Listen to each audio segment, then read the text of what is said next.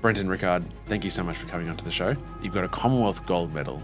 You're an Olympic medalist. How do you reflect as the athlete? For me, it was about when I hung them up, I wanted to know, look, there was nothing left I wanted to try or do. Like, let's uncover every stone. You stand up in that final and you get to the wall first and you're the best in the world and it's the fastest anyone's done 2 laps of breaststroke. And then COVID hits and you get an email. Subject heading, review of results from London 2012 Olympics. It's just a moment of disbelief and shock. Sorry, I'm going to get emotional. And your world just comes crashing down.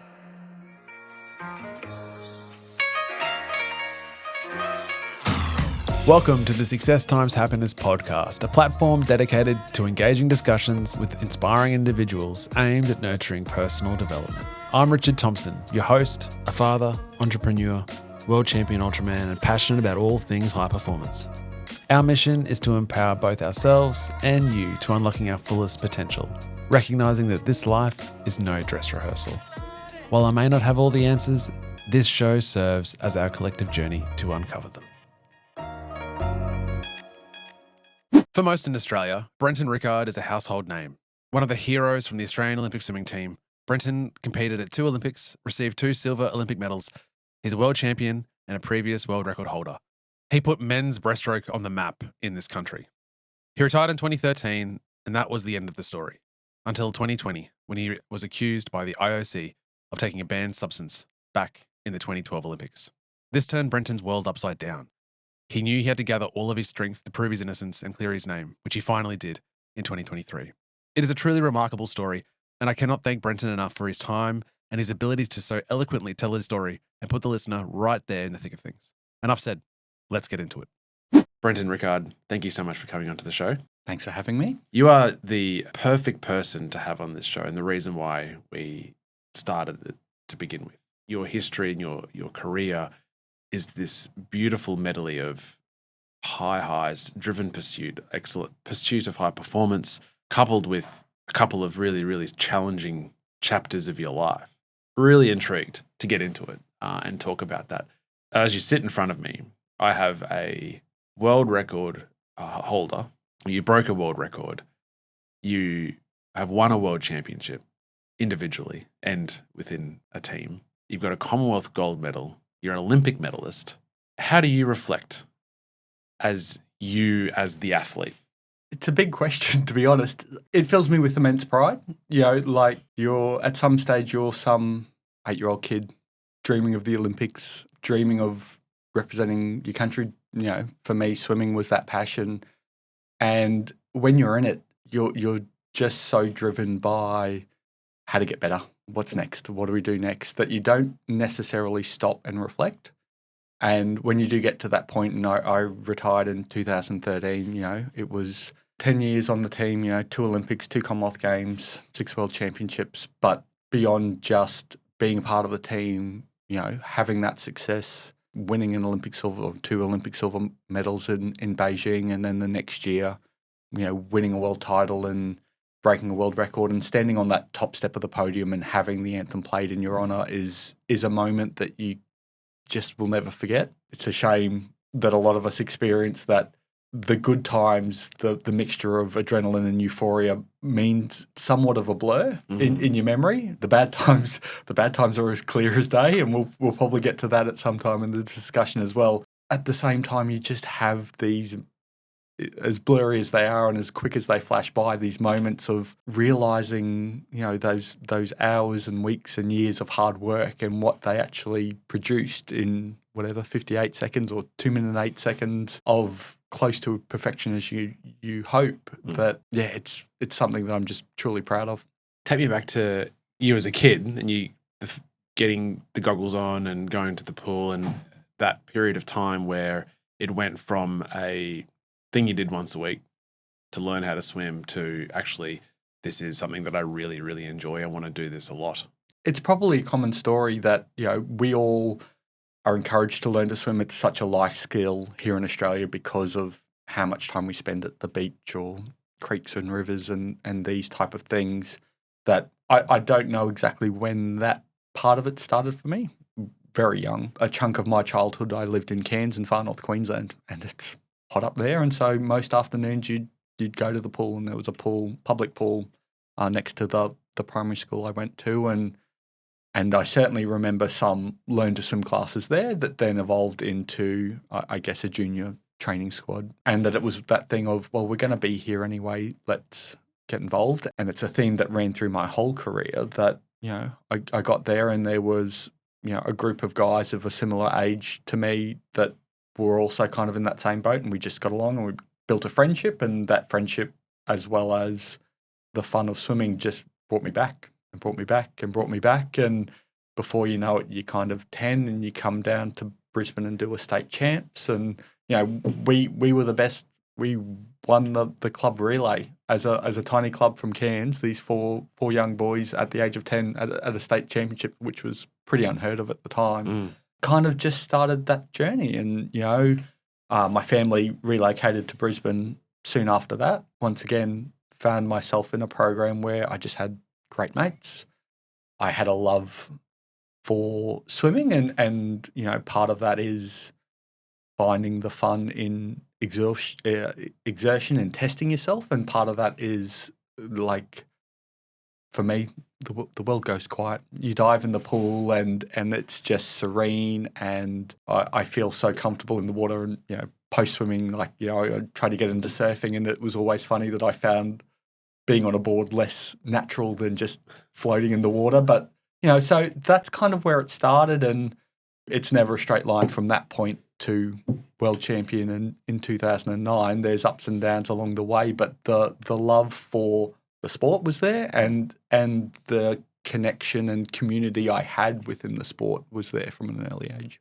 And we talked recently, you and I, about the importance, I guess, of your older brother, who was 5 years ahead of you in that journey. Yeah. And he was a swimmer. Yeah. And obviously, being 5 years, there is a big difference between the program you're having as a 10-year-old and with the program you're having as a 15-year-old. But then there was that moment where you had a conversation with your dad about what direction you wanted to go as your own human and your own person. Talk to me about that. Yeah. So firstly, my brother, Nathan, incredibly blessed. One, just to have him as a brother. He's a great person. But two, that, Nathan swam for Australia in the late 90s. So 98 Commonwealth Games and World Champs, 99 Pan Pacs. He held the Australian 50-metre record for a couple of years there. There's this appreciation that obviously, he's probably 18 at the time. I'm 13. Or give or take. So one, the work we're doing is different. We're different athletes. We're different stages of our career. He's a man. Yeah. And you're just starting adolescence. Yeah. But a part of that was I literally have a living, breathing example of what excellence looks like, sleeping in the bedroom down the hall. And my parents, I give them a lot of credit that they, when we moved to Brisbane and we kind of worked out where we wanted to live and where we were going to go to school and where we might swim, they found a place that was walking distance to the pool. And so they didn't do 5 o'clock wake-ups to get us out of bed. They kind of went, you can take yourself to you can walk across the road, you can get yourself to the pool, which I think taught us both a huge amount of accountability, that we were doing it for ourselves even from that early age. But it also meant that Nathan and I had that bond of, we'd get up, we'd have a quick bite to eat, and we'd walk side by side to the pool in the morning. So having that example was inspiring. It was deeply educational. But at the same time, as a 13-year-old swimmer, I was a small kid, which defies probably my size and shape as an elite athlete, but I was a late developer, and I was struggling that I wasn't winning. We're competitive by nature. That's part of what we get into sport for. And so I probably had a year where I didn't do a single PB. I didn't, I think I might have just qualified for national age, but went there and got last in the country type thing, or last at nationals, and was just lost a bit. And part of seeing Nathan's success then also probably amplifies your own struggles. And it just came down to, after that year, my dad kind of pulled me aside and said, no one's making you swim. You're obviously not enjoying that part of it at the moment, but if you don't want to do it, don't do it. Don't feel like you have to do it because Nathan's good at it. Don't feel like you have to do it because we want you to do it. You know, we want you to be happy.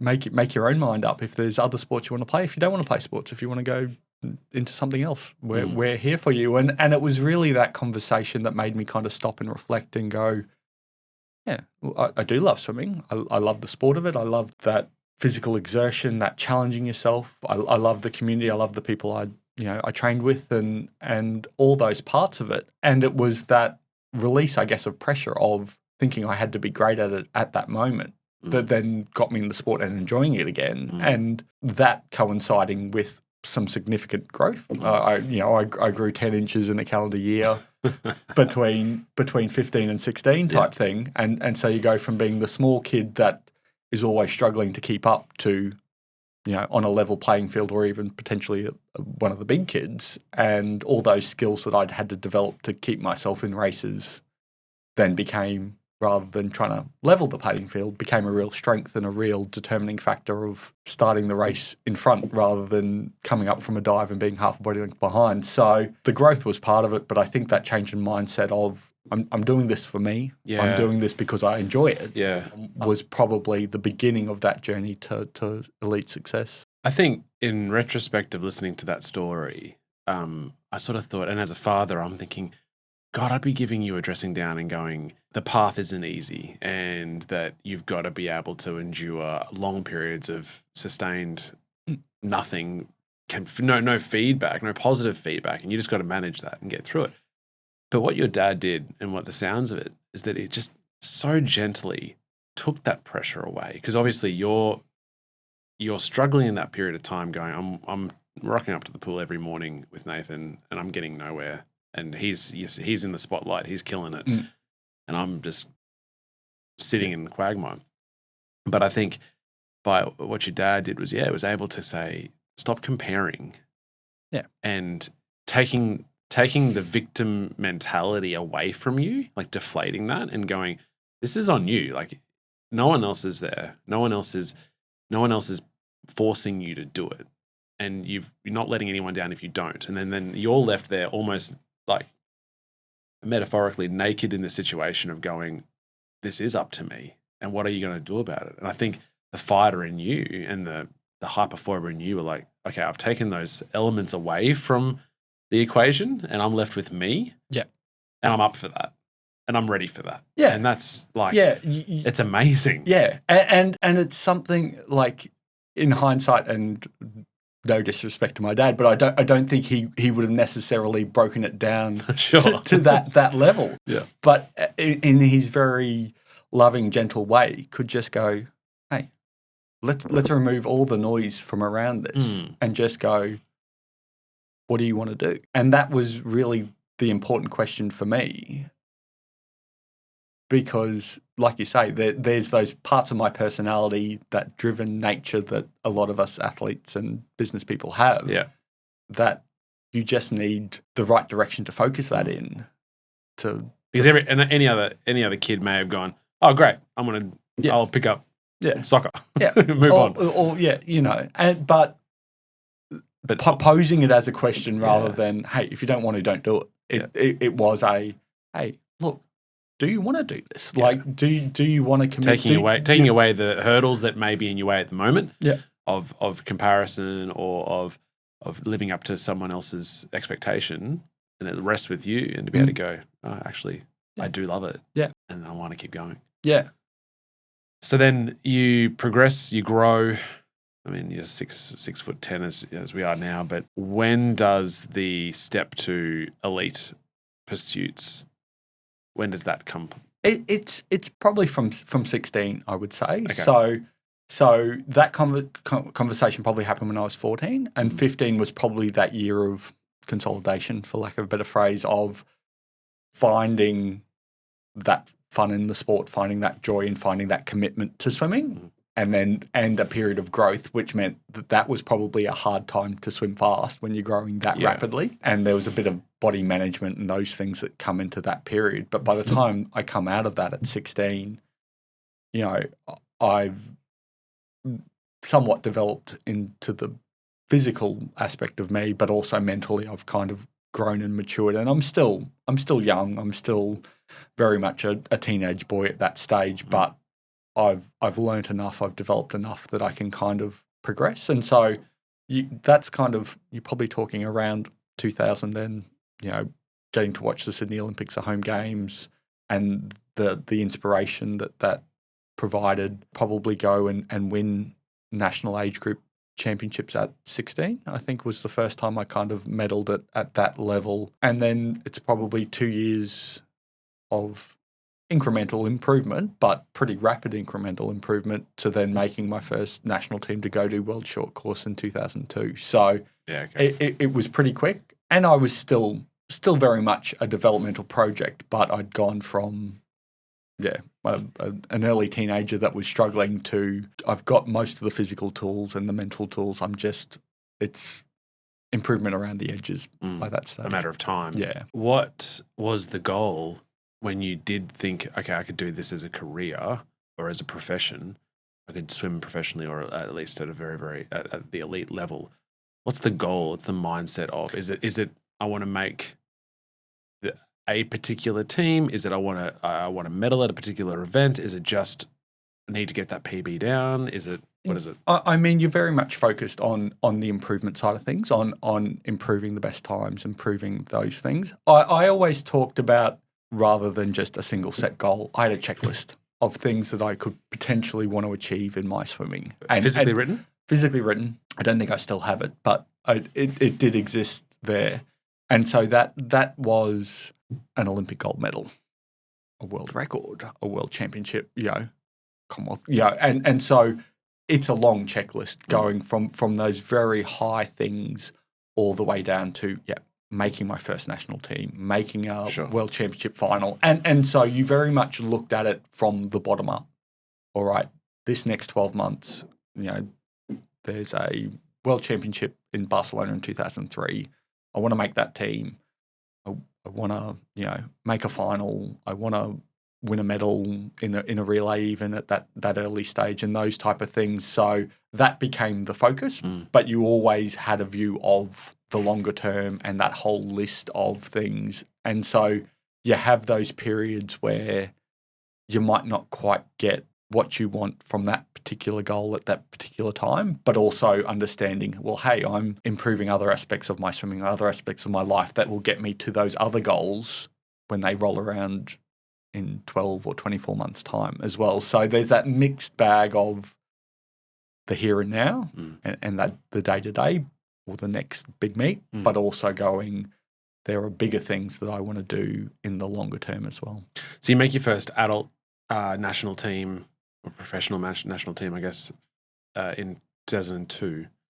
And then the next Olympiad is Athens in 2004. 2003, the year before that, you become national champion. National champion, Australian record holder. So no one in the country has ever swum the 100 at that point. Yeah. The 100 breaststroke faster than you. Yep. In leading into a trial of what would be your first Olympics. Yeah. Your first Olympic trial as well, presumably? Yeah. I didn't go to Sydney trials. I was kind of on that cusp of a good teenager that could go and get some experience, but it was grade 12 for me and some other things. And it was like, I'll just do national age. I won't go to trials. I'm not ready yet. And so, 03 happens. You become the fastest Australian ever. I think I might have been 9th at World Champs that year, just missed the final, but a big step up from anything I'd ever done. And unfortunately, I didn't get to swim the relay. The relay heat team got disqualified in the morning. So I kind of missed the opportunity to swim a final as part of the medley relay on the last night, which, looking back, one would have been awesome, probably a good chance to win a medal with the team we had at that stage, but also just that experience of swimming. I swam a semi-final at night, but not necessarily a final, and everything that comes with it. So, 2004 is one of those tough periods. We talked about it in the Open, and you probably make the argument that it's one of my great regrets from my swimming career, or the thing that looms as a largest disappointment, but also it's, in a lot of ways, it turned out to be what set me on the path to true success. So, you go have those levels of success in 03 as a 19-year-old guy at the time or so. Maybe I was 25 probably 20, an arrogant young man that thinks, oh, how good's this? I'm ninth in the world on my first team. You know, I come around to the Olympics, I'm going to be bigger and better and faster. And, you know, I'll be fighting for a medal in the 100 breaststroke, and It probably didn't even cross your mind at that time that it was like almost like a given that you'd make the team. Yeah, absolutely. And for those who don't know, swimming is not based on rank in the country. It is rock up today, race today. You have to get under a qualifying time. Top 2. But the top 2 go. Yeah. Rain, hail, or shine. Yeah. Top 2 on that day. If you're injured. Yeah. Doesn't matter.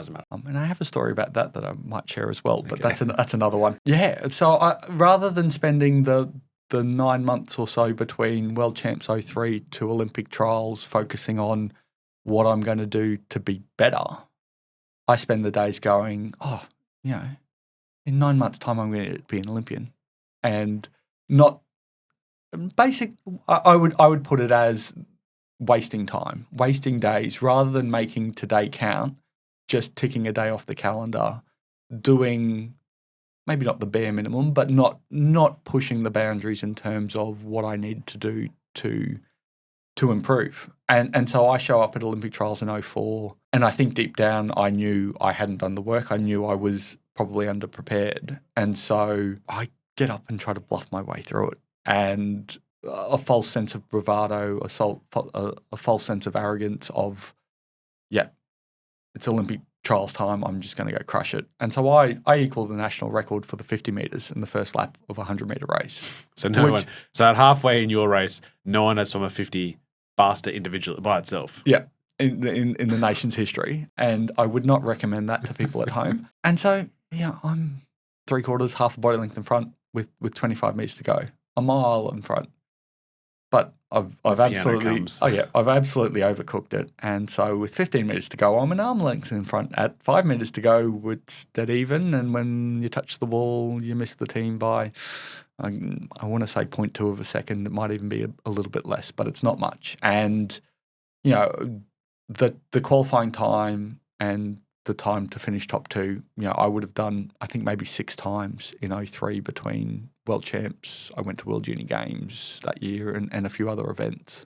Like I was that level of athlete, but I didn't prepare myself properly. And in not doing that, when I stood on the blocks for trials, I just didn't have the deep-seated confidence of knowing I'd done everything I needed to do to get the result. So there's that part of me that goes, if I swam it the right way, I probably could have still made the team. But the fact that I swam the way I did was evidence that I hadn't done the preparation that I needed to do. And so, you climb out the edge of the pool and I walk straight into the change rooms there at Sydney Olympic Park, and I turn the shower on and I sit there and cry for 10 minutes just going, what have I done? And there's that part of you that never wants to see a pool again. And there's part of you that doesn't want to see anyone again. You want to hide under a rock and just kind of wallow in your shame of and disappointment. But there's part of you that goes, I'm better than this. I can do more than this. I can swim faster than this. And it probably takes a couple of days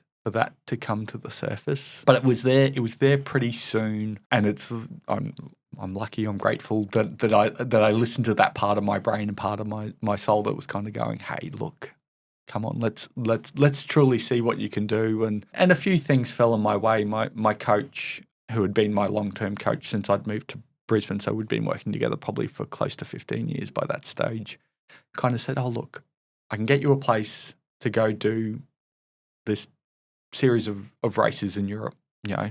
You'll leave in a month, have a week or two off to let some steam off. But just let's go swim once a day. Let's just go race. Like, let's forget about, you don't need to worry about whether the results are good or results are bad. It's not going to change Athens, but you can go race. And there was a little bit of prize money on offer, which kind of sweetens the deal. And I just did. And as hard as it was probably that first time to go back to a pool, like just racing again with no pressure and for fun, for no reason other than to test myself and to help prove to myself that I am better than what I did at Olympic trials, was really important for me. And that disappointment, and it's part of why You know, I talk about the Athens trials as my greatest disappointment, and you kind of feel like you regret everything that happened, but the lessons that it teaches you and the changes it made to me as a swimmer and the way I approached my swimming and training and all those aspects of my life. I don't know if I ever become Brenton Rickard, Olympic silver medalist, world champion, if that doesn't happen. And that's the part that you kind of sit there and go, geez, you'd love not to have to go through that. But sometimes the only way you truly get the benefit is, unfortunately, when you have to go through something that hard. I think that's really profound. And I think that's so relatable for anyone going through hard times. And you've got to have the nous in you to be able to get through it and go, I'm better than this, or I'm going to learn from this, right? Rather than just sit in the corner and never never go to the pool again, because there are people like that. But I think when you look back and connect the dots, you're able to be going, yeah, that was a really tough time, and particularly tough for you, I would imagine, because that is all in your control. The whole year leading up to it, the approach, the mental, and so therefore, I think the lessons are even more profound to go, okay, I need to take ownership of this, rather than, there are other things that have occurred in your life that that have been outside of your control that are still traumatic. But when it's wholly in yours, and you go, okay, I need to pull my socks up and get on with it, I think is a testament to your character and a huge reason why you're able to go on and achieve those things. Yeah, and it's one of those things that is not unique to swimming, but it is a real part of swimming, is that there is that real ownership. Like when the whistle goes to stand on the blocks, it can be a lonely place. It's just you up there. You're completely responsible for what you've done to get to that point and what you're going to do for the next however many seconds that your race is, or minutes that your race is. So, yeah, I think that you're right. I think there's a lot of, in life generally, a lot of, let's say, races in life or sport as well, where there are lot of variables to play with, right? Yep. Whether it's even surfing, like you mentioned, you could be unlucky with the wave selection, with the swell itself, or you just were, there's a lot of variables. Whereas swimming it's just you and the pool, and the way that the lane ropes are there, that the wash is all the same. It's all very clinical. There's no hiding. Yeah.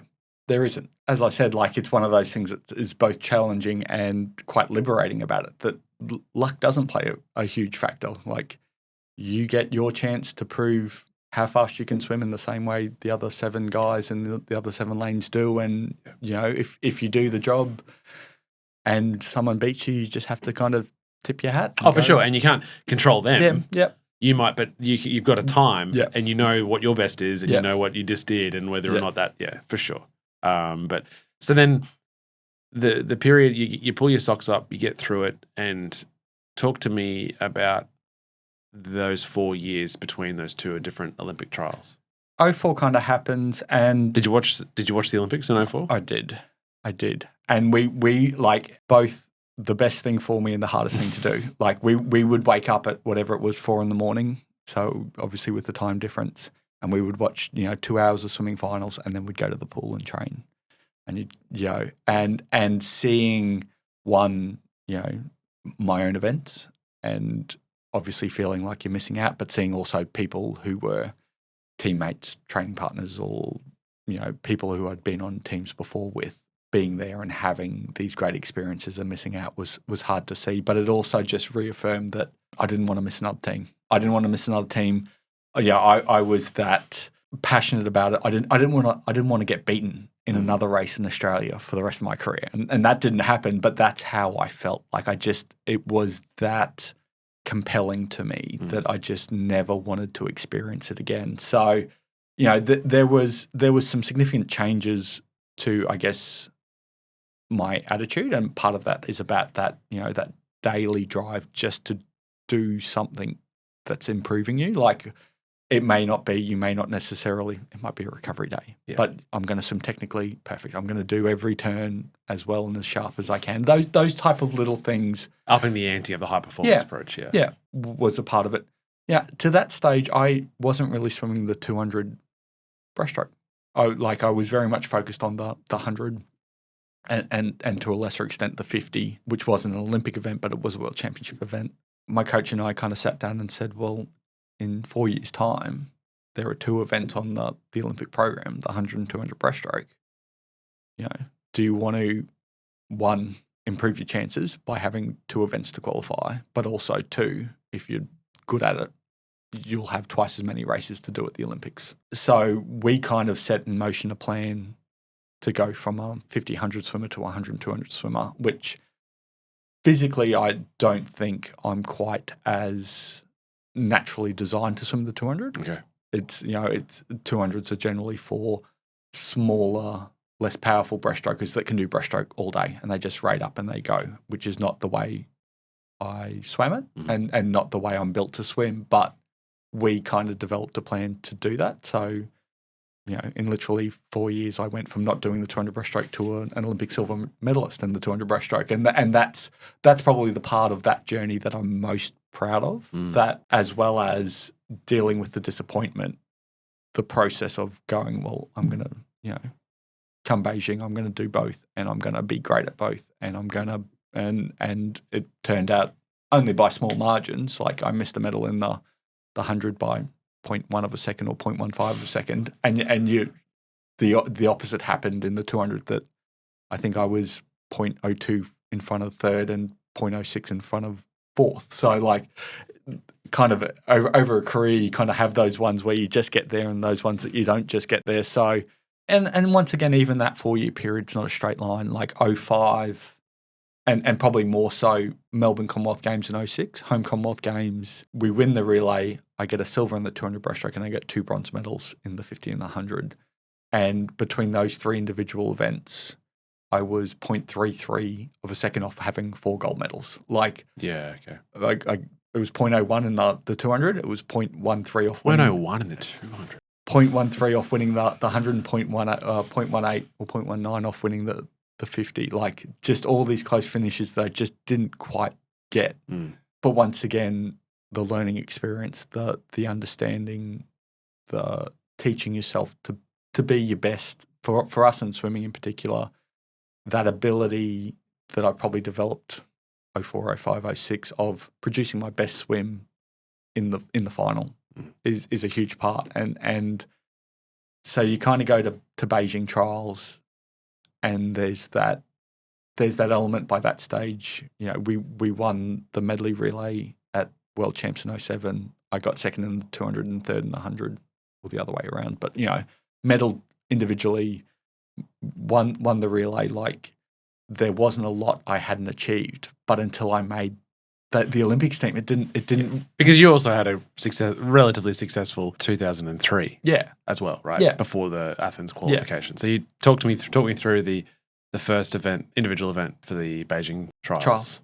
And once again, it's the 100 breaststroke. It starts day one, and it's the event that I felt like I blew 4 years ago, and it's just a completely different experience. Still in your mind, that experience from Athens? From the trials? I don't think the experience is in my mind. Okay. The realization of this is it. This is Olympic trials. Like you've got to do it this week, and you're not going to repeat the mistakes of 4 years ago. But the fact is, I walked into that building going, I am such a better swimmer in its totality, not just in terms of my physical ability, but in terms of how I am prepared to swim at a meet like this. And so I walk in and there's not a doubt of repeating 04. It's more so of I need to do this for myself. I've been waiting 4 years to make this an Olympic team and this one in particular. So yeah, I go and, Christian Springer, who will ultimately become a world champion by 2013, is a few years younger than me, and he's kind of on the scene now. But like, there's not thoughts of anyone. Like, it's just me, and I'm just going to crush 2 laps, and I'm going to get myself on this team, and it's done. And that's what happens. Like, that feeling I talk about, that stepping on the blocks in Athens trials and knowing I hadn't done the work, it doesn't exist. I step on those blocks and knowing I've made good choice after good choice. I've done the right things. I've done the work that's required. I've focused on skills, all those little pieces that ultimately end up producing a big performance. I have absolute confidence that I've done. So it's just a different mindset. And so, you know, I wouldn't say I swam a perfect race, but I just swam the race that we designed, the race I wanted to do in a very good manner. And you kind of turn around and go, oh, thank God. Like this, you know. Relief. I can put that to bed. And I think also there's the part of me that, because of the other stuff I've achieved to that point, it's a tick box on that checklist. All right, I finally got to tick that one off. I had to wait an extra 4 years to tick off making the Olympic team, but I can tick that off. But now I'm thinking Olympic medal. Sure. Like that's exactly where the brain goes to next. And so I don't have this huge emotional recollection of Beijing trials, because at that stage it was a big thing, but it was also a step on to the games, because I felt like at that stage of my career, the games is where I needed to be and need to be competitive. So it was a great week, and as I said, like I did the job I set out to, but it was step one of the job. It wasn't, I think in hindsight, if I'd made Athens, I probably would have relaxed after trials. It would be like, great, I get to be an Olympian, and not had that same killer instinct that I had in 2008. Then there's a job to do. Yeah. What was the experience like? Just everything you dream of. Like I'm a sports fan by nature. Like if it involves competing, I'll tune in, and I have a respect and admiration for sports of all different natures. So you kind of show up to an Olympic Village for the first time, and you're a kid in a candy shop. Yeah. Like you're seeing lining up in the dining hall next to Serena Williams type stuff. Like that type of exposure to people that you've only ever seen on TV is a pretty magical experience. And, you know, I was quite fortunate at that stage. I was at the AOS in Canberra, so we knew, you know, a number of the guys from the other sports, whether it was track and field, basketball, and these guys. So ultimately, when swimming was done, I got to go around and see friends of mine compete.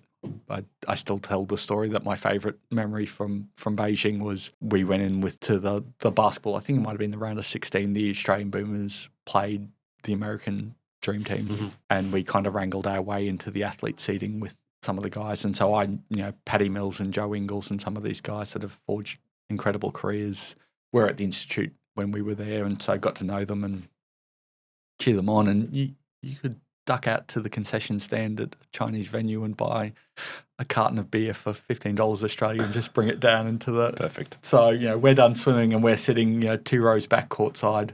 The value of the swimming program being the first week of the Olympic. Yeah. And it's just one of the, like, that memories that you just kind of go, this is an experience not even money can buy to live that. And that's part of being an Olympian that is so special. But the swimming side of things, I kind of mentioned, I broke the national record again in the 100. I swam just about as quick as, you know, we kind of talked about trying to swim 59.5 at that meet, and I swam 59.6, and you just miss a medal by a tenth or two of a second. And there was probably that understanding at that moment. Australians, myself, we're passionate about the Olympics, and I was going to get the absolute best out of myself at Beijing, but everyone in the world is the same thing. Like everyone finds a way to find that, you know, that 0.5%, that little bit extra. And so that kind of, the other interesting thing about Beijing is we did morning finals. So you kind of do the heats. Well, that was for the US market, right? Yeah. To line up the broadcast with the US. So you do heats in the night, you come in the next morning, do the semi, and then the morning after you do the final. And so some interesting things happened there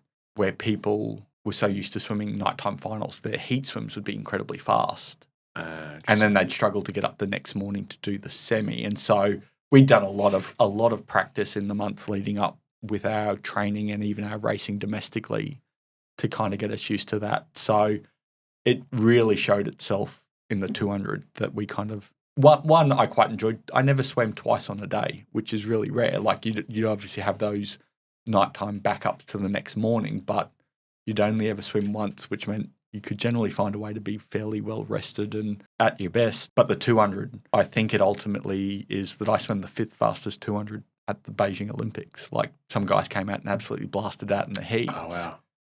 And then either in the semi or the final struggled to repeat that speed. But that thing about I'd kind of developed that skill of my swim, my best swim. So that last morning, that finals morning, the finish was incredibly close. Kazuki Kitajima, the Japanese guy who won, was a cut above. He beat us by, I think, close to a second. And he did the double. He won the 100 and 200 at Beijing, and he'd won it the 100 and 200 at Athens as well. So he is largely considered the gold standard. So you kind of can't do anything except tip your hat to how good he was in that period.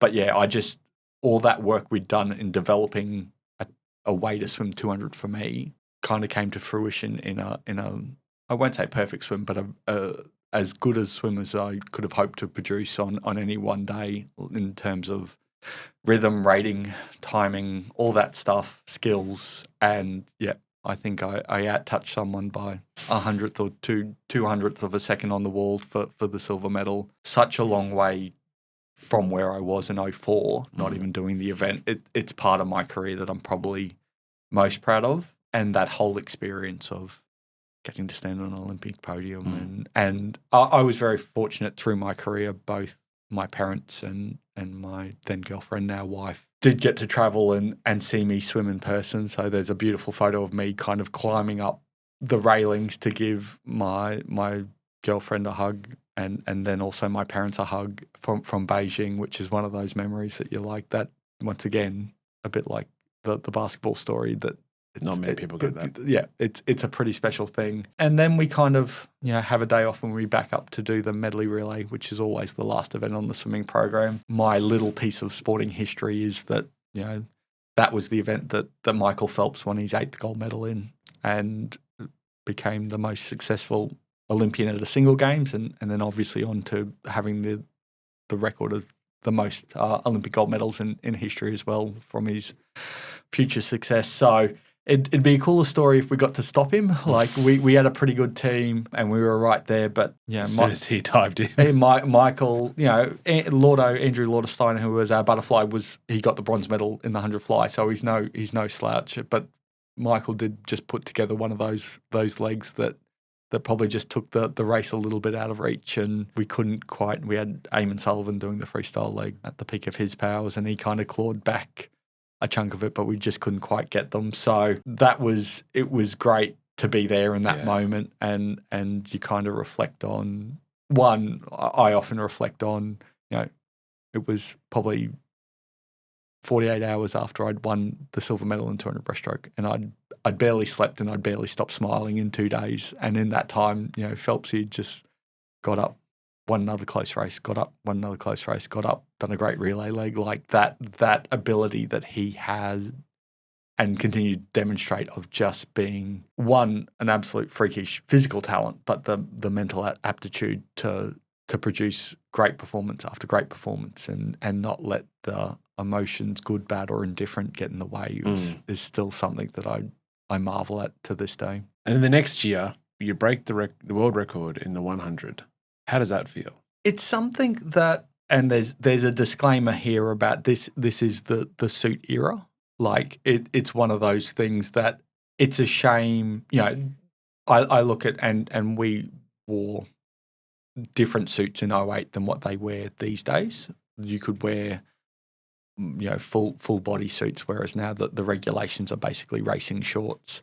And so there's a little bit of, they were my peak years. Like I was 25, 26, and I was at that right balance of experience and knowledge and knowing how to get the best out of myself while having that physical strength, power, as well as recovery that fades as you get into your late 20s and 30s and those things. So, but it just coincided with this era of suit development. But you also sit there and go, well, everyone was wearing it. everyone was wearing it, and I was the best. Like, so it doesn't diminish the record or the result. Like I won the world title. We all stood up in that race, and I got to the wall first. It's more so in hindsight. You sit there and go, how do other performances compare to that? That's the part that I'm trying to express, is that you sit there and go, well, whatever.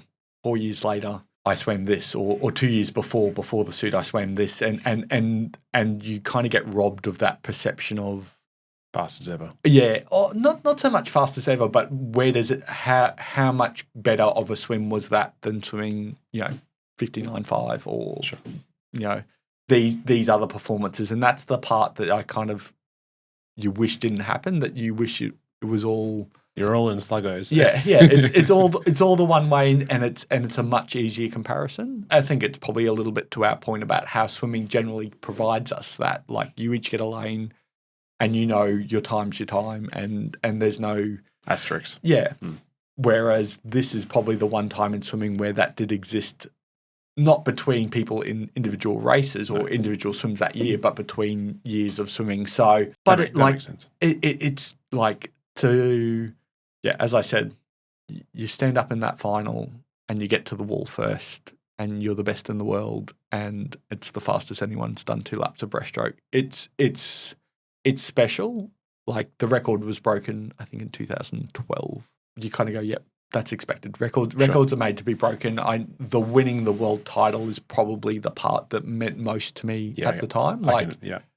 Getting to stand on that top podium and going, yep, out of everyone in the world, I was the best. Yeah. There's that part that in hindsight, once that you go, at one point in history, no other person had swum 2 laps of breaststroke quicker than me. Yeah. Is a special thing to kind of reflect on. And it's certainly something when you kind of try to explain it to your kids, when you see their brains try to grasp that concept of, oh wow, Dad, I just thought you liked swimming, not like fastest ever. Like, so it's just a special achievement, a special time, and a special moment for me, because I had probably had 4 or 5 years of knocking on the door of winning minor medals. Just missing.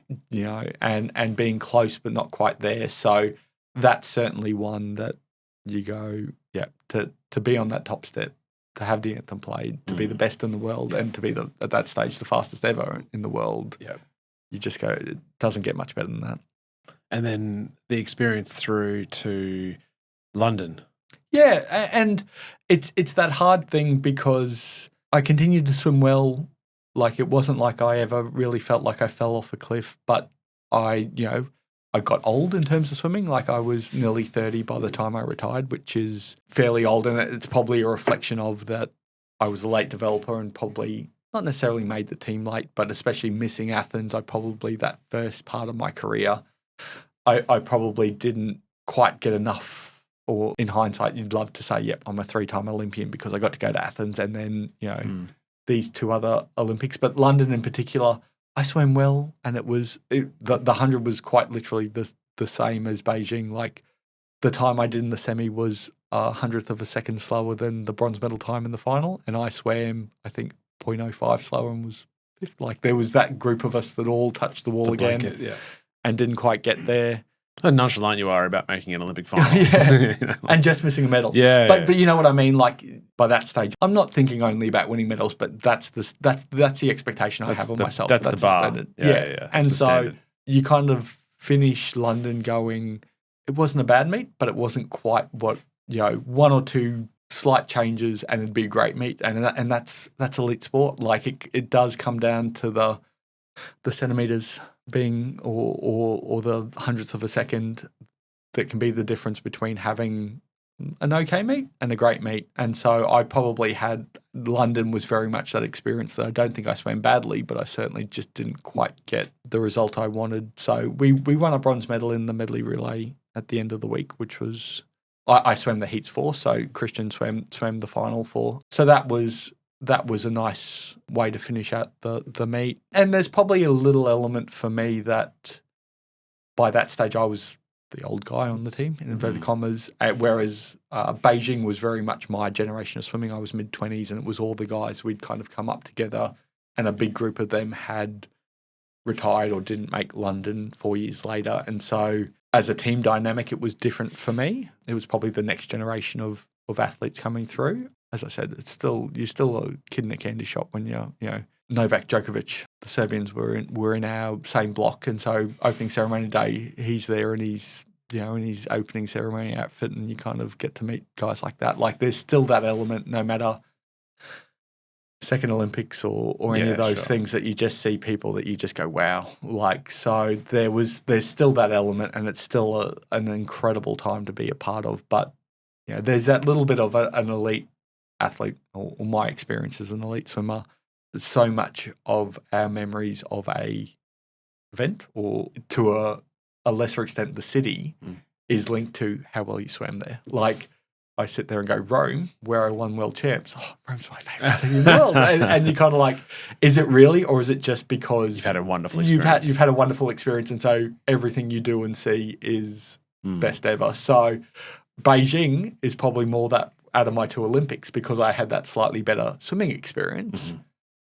I kind of go, Beijing was my favourite games, but I don't know whether that was anything to do with the games or just because I swam better. Yeah, sure. And I think that the fact that in swimming, most professional sport that are Olympic sports, the window of high performance is sort of 18 to 30. And so it really is also dependent on the path you get to at 18, which obviously was late. Yeah. So had you been 6 foot at 13, maybe the Olympic trials in Sydney were on, you just scrape in, or you have that experience of blowing it up there, and then Athens is more focused. Yeah.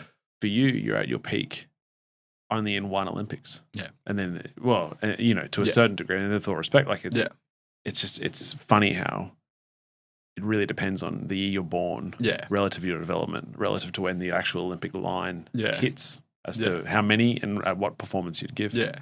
Yeah, and I'm quite open to kind of say, 06 to 2010 is probably my 5 peak years. And like you say, there's one Olympics. There's one Olympics. Which could have been 2 in that 6-year block, right? So, yeah. And then when did you decide to retire? 2013. So I ummed a little bit after London. Yeah. And there were a few things that I kind of wanted to do from a training perspective, which was I basically dropped the 200 after London. I said, look, the way training has evolved in that time, let's go back to just doing 100 metres swimming, 50, 100 swimming, and train that way and see whether that gets me different results. And more for me, it was about, when I hung them up, I wanted to know, look, there was nothing left I wanted to try or do. Like, let's uncover every stone and see what happens. So 2013, I had a year of that.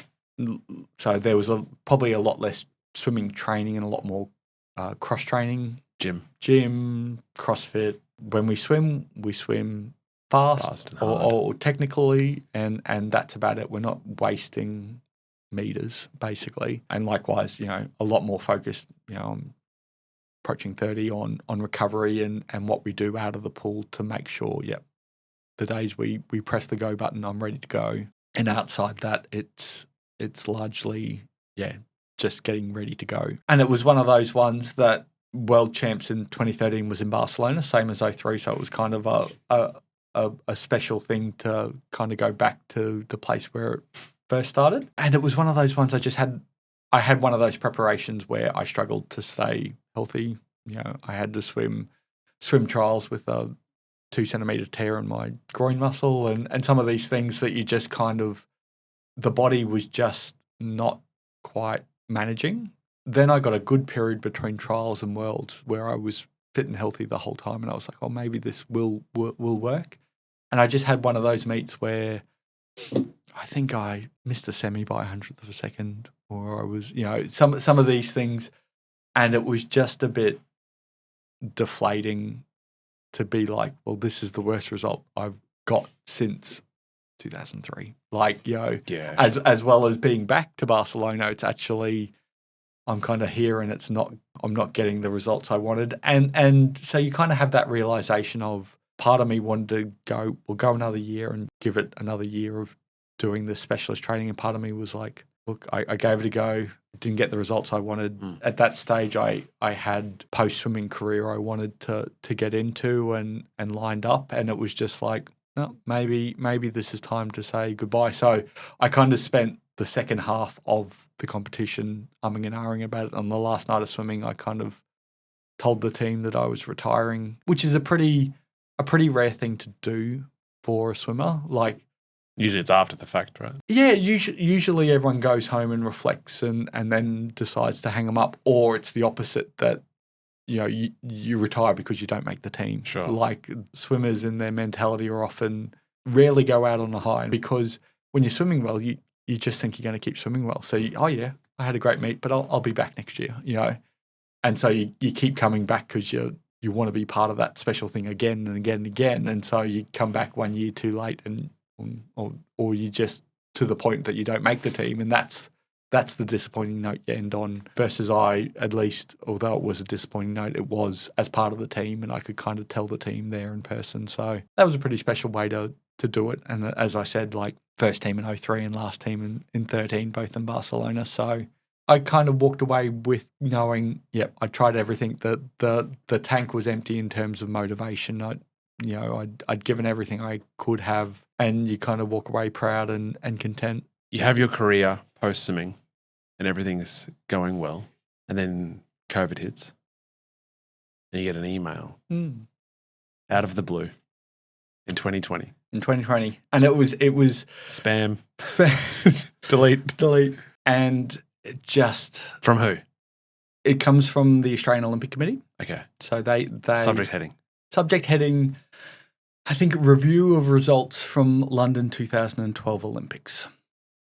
And I kind of read that, and in hindsight, I feel stupid saying it, but I go, has someone in the event failed a drug test, and they're changing the results? Because they'd tell everybody, presumably, in the event, even if you didn't make the final. You've now been upgraded to ninth. Oh, but you did make the final. Yeah. So it could have been, you got a bronze medal. Yeah, you're now fourth or whatever. Yeah. So I kind of open it reading, thinking that, and then you kind of get a couple paragraphs in and you realise that they're notifying you of an anti-doping rule violation that they're looking into. So it's just a moment of disbelief and shock. And sorry, I'm going to get emotional. And your world just comes crashing down. Like, you just it's so jarring, and it's so unbelievable that you just don't know how to react. And your brain just goes a million miles an hour. Like, of all the potential implications for your life. Like, at that stage, I'm working in sport, and you realise pretty quickly, I might not be able to do that. Sorry. Who was the first? Did you speak to your wife immediately once you got that email? We have a 3-month-old. She's in the other room with her mum, playing with baby Oliver, and I kind of, can I have a word? And and by the time she gets off the floor to come into the other room, I'm like I am now, crying and just distraught. And you just, at that stage, as well as I knew anti-doping rules, the processes, etc., until you're actually in a prosecution situation, it's hard to wrap your head around. And you probably have 48 hours of just scrambling to understand what to do, what you can do, what the implications are, who you can speak to, any of those things. And you realise that the details of the case is it's a test after the 200 breaststroke final, and it's a banned diuretic, furosemide, at an estimated concentration of 5 nanograms per mil, so 5 parts per billion. 1, I don't know what the hell FuroSmart is at that stage. 2, as I mentioned, we won a medal in a relay 2 days later. What is the implication for that? 3, as I said, I work in sport. What does it mean for my work?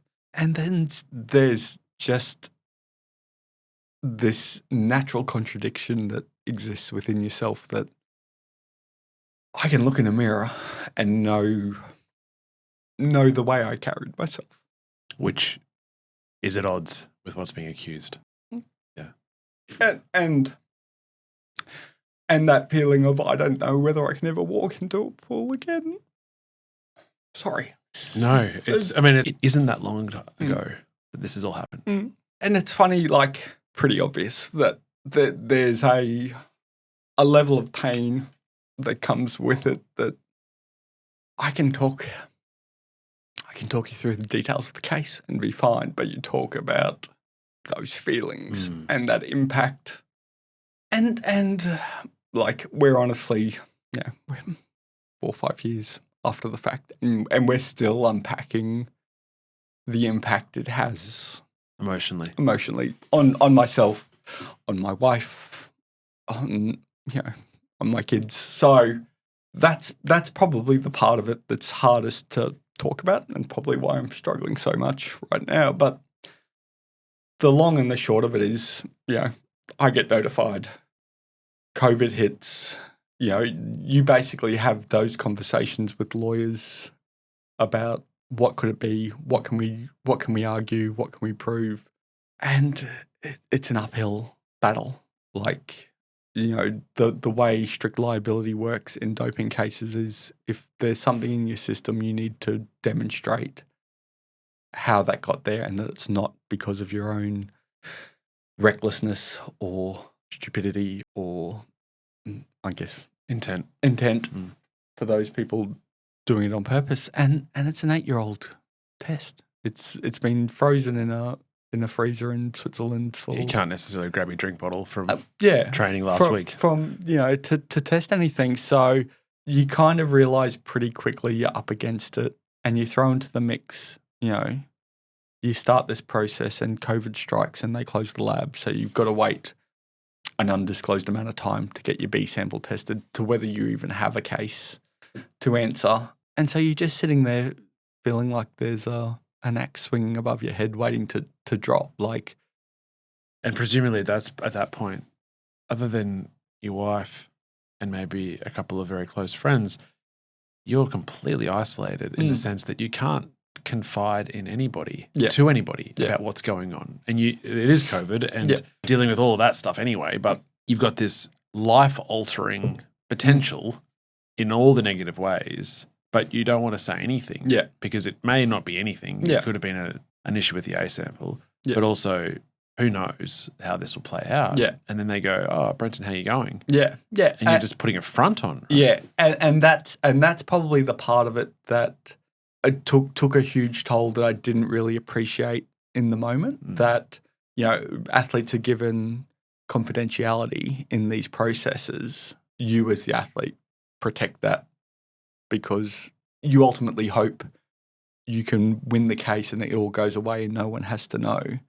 But the flip side is that you're holding, a 20-ton anchor to your chest everywhere you go, and people just want to have a chat, and you've got to put on a brave face and kind of say things are great, and there's that element of it.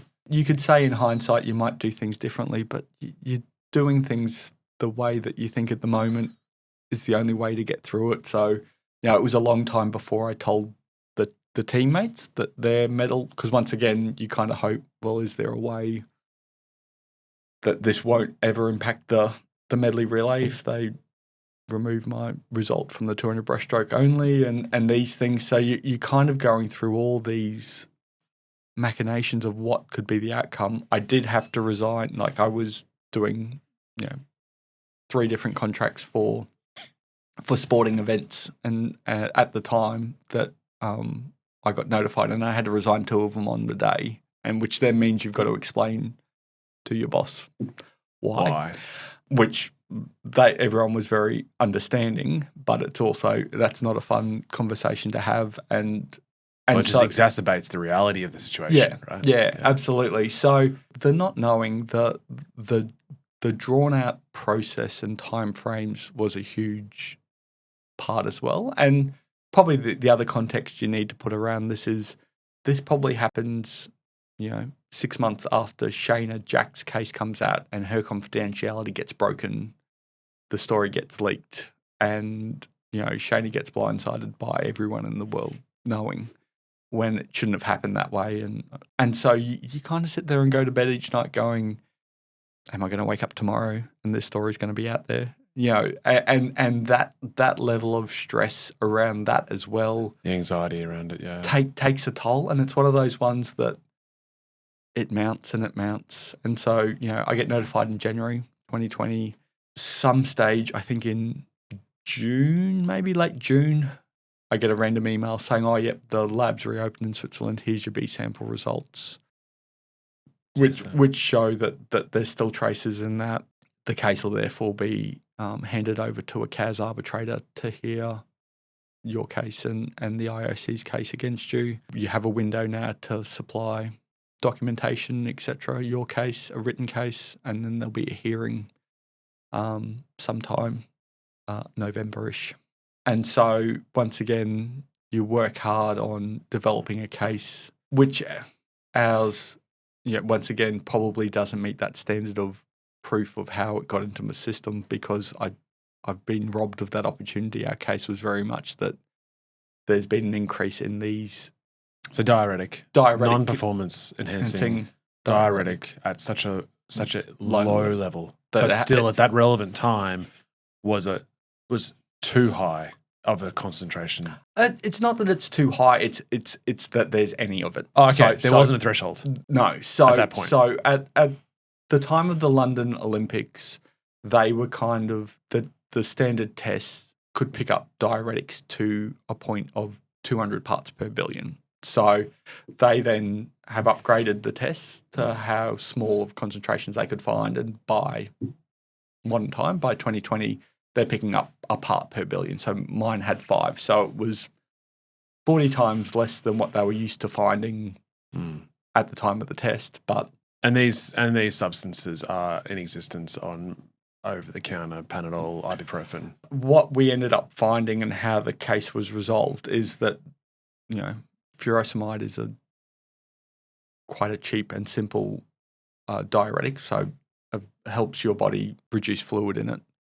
It was invented in the 70s, that is classified in a way that it's made in the same process that a lot of the over-the-counter medications are. So Panadol, paracetamol, ibuprofen, any simple over-the-counter medication is produced under these type of classes, which have a level of manufacturing standards. So they kind of make it pure to a threshold of 10 parts per million of other things. So they're kind of produced to 10 parts per million, and we're testing to 1 part per billion in doping cases. So basically the quality of doping testing had surpassed quality control of medications.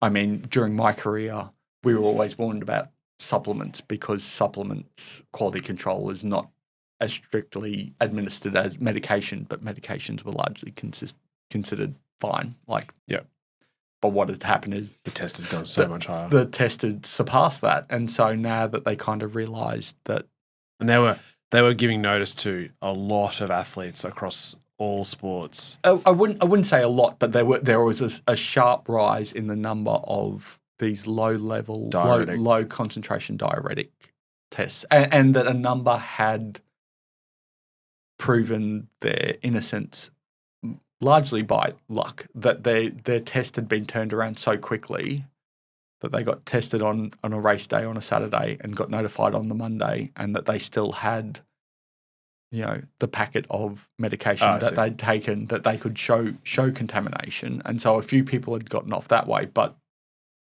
8 years in my cases, but there are a number of cases where that testing process takes a month or something like that. And by that stage, it's very hard to backtrack to find sources of contamination. But because of that WADA had basically, along with a university, had commissioned a study into.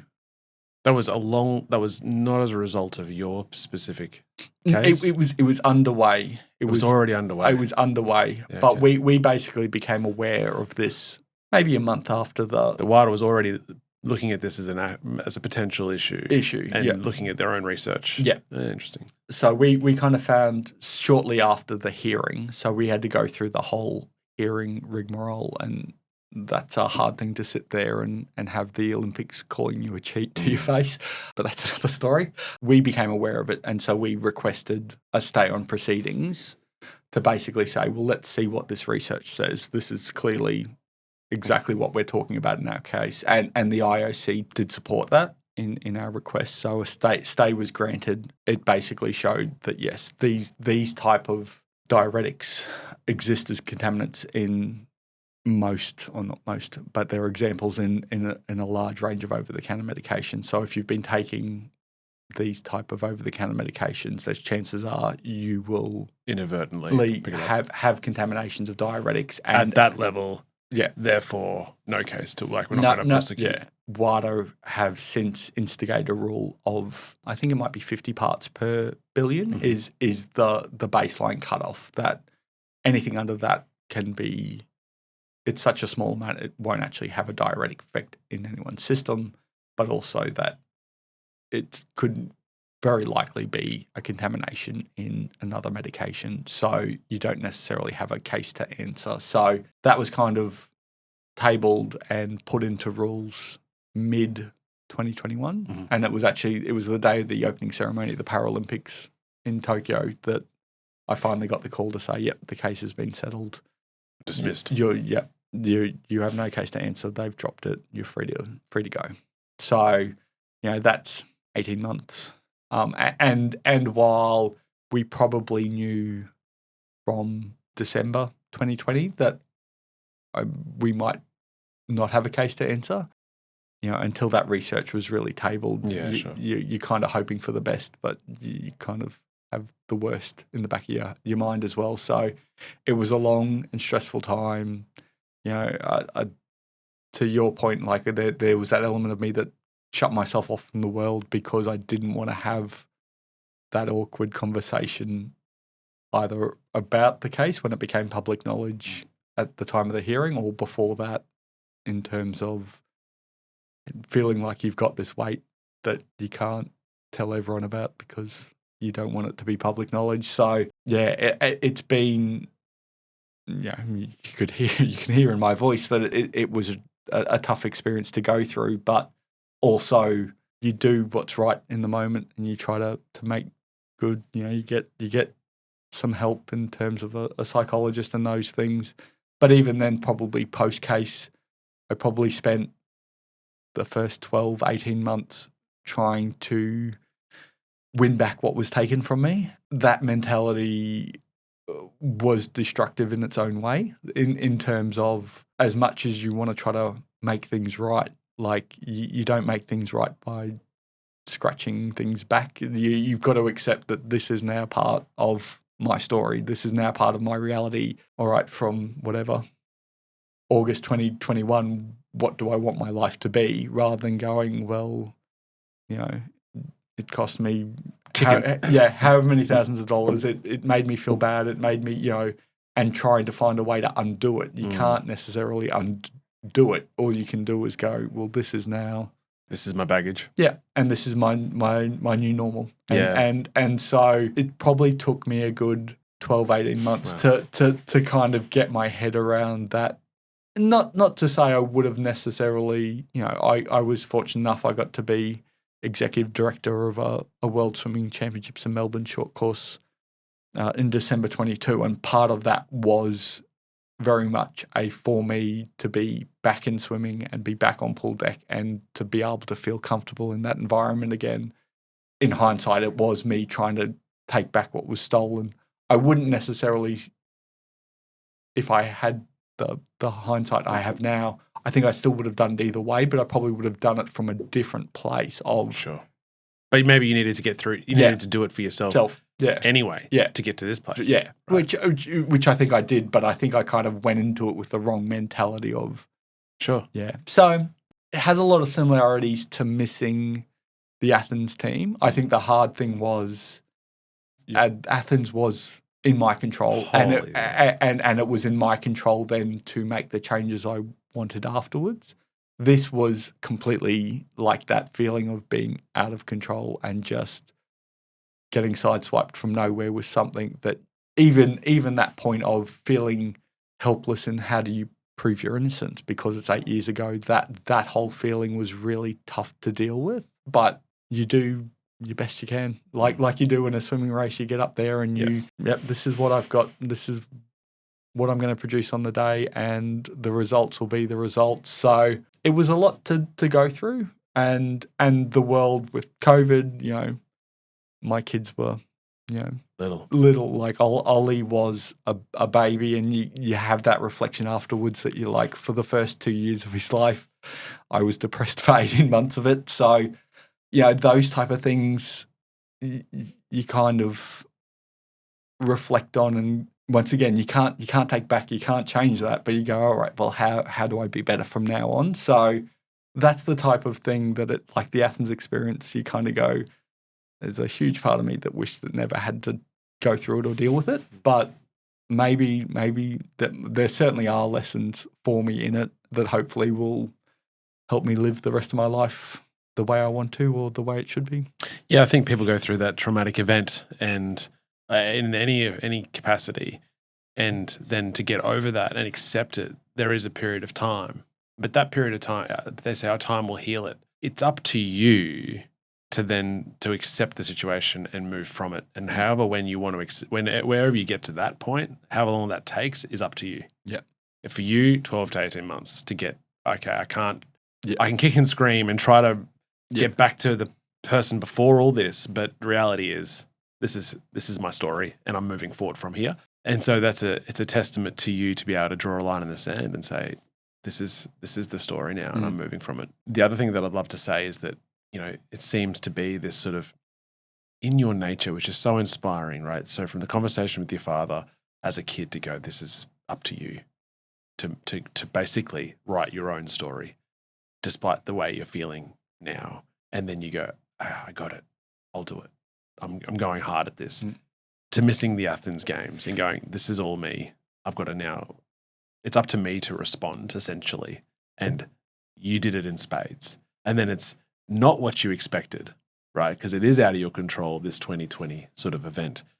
But it is, you've gone through that, and to go, okay, now it's up to me to live the rest of my life with that on my shoulder. But I can use that and the lessons that I've learned to the betterment of my life with my wife and my kids, everything. And that's so inspiring. Thanks. It means a lot. Yeah. And it's funny, one of the things I think that has come out of the case is just empathy. I know that's a pretty broad statement to make, but I think especially in the world of doping, we're so cynical, we're so judgmental. But if you've ever, that system can chew someone up and spit them out that is innocent. That's the way I feel about it. And there are examples like that in the larger world that, it's easy to look at something cynically and go, they should have done this or they should have done that. But there's also situations where you're just life can be hard. Things can be tough. We can to not judge. Yeah, to say and do things that just isn't necessarily in their control or the right thing to do, but it's not just on them to be part of the solution. So I think that's something that I've certainly taken from it, and it's probably been a long lesson to learn for me, but you certainly do try to take those lessons from the tough times. I don't think it's news to anyone that the tough times are the ones that probably teach you the most. It's easy to be sailing along, winning medals, but and taking things for granted, that point I made about feeling like I might never go back into a pool again and feel comfortable, or being able to say that I'm an Olympian and being proud, like, until you have that moment where it's almost taken away, do you actually realise how much those things mean to you? Brenton, this has been really special. You're eloquent and your story is, as I said, is really inspiring, and I thank you for your time. Before you go, 5 quick questions. I've thrown them to you late, so I don't expect anything too profound. But what does success mean to you? Making the most of an opportunity, I think, is. I know they're fast, and I'll try not to rabbit on, but we all have our own opportunities, our own challenges, our own strengths and weaknesses. So you can't define your success by anyone else. It's about you and what you do with the chances in front of you. Your view on happiness?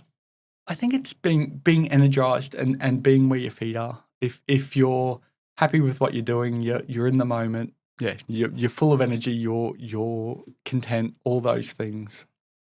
Now, your number one book that you'd recommend people to read? Bit of a throwback. I remember reading Richard Branson's "Losing Your Virginity." Okay. As probably in my late teens, and just that have a go attitude that kind of comes across, and taking risks and putting yourself out there, I think was always quite enlightening. 4 people who you would invite to dinner, living or dead, not family or friends? This is a hard one. I think I'd, Michael Jordan from a sporting sense, Albert Einstein from a intelligent, seeing the world beyond the world sense, Nelson Mandela from a civil rights and learning and growing through challenges. And the last one I'm an R about, but I'd probably say Dave Chappelle. I was about to say, whether you had a comedian in there? As someone that could make us laugh and has some bit out there, but views on the world that I'd like to hear. So Great dinner. And finally, someone that you think we should interview on the show? I got to know Matt Rogers, the former rugby league, rugby union dual internationalist. He worked at the Gold Coast Commonwealth Games with me. Incredible guy, incredible experiences, and the stories he had and the work he does with charity, especially around autism, with him and his family is really quite special. So okay. I'd probably say Matt. That's a great shout. Brenton Rickard, thank you so much for your time. It's been wonderful. No worries. Pleasure. That was another episode of the Success Times Happiness podcast. Next time you're about to jump in the pool, be sure to tell the lifeguard all about the show. We really appreciate the support. Until next time, peace.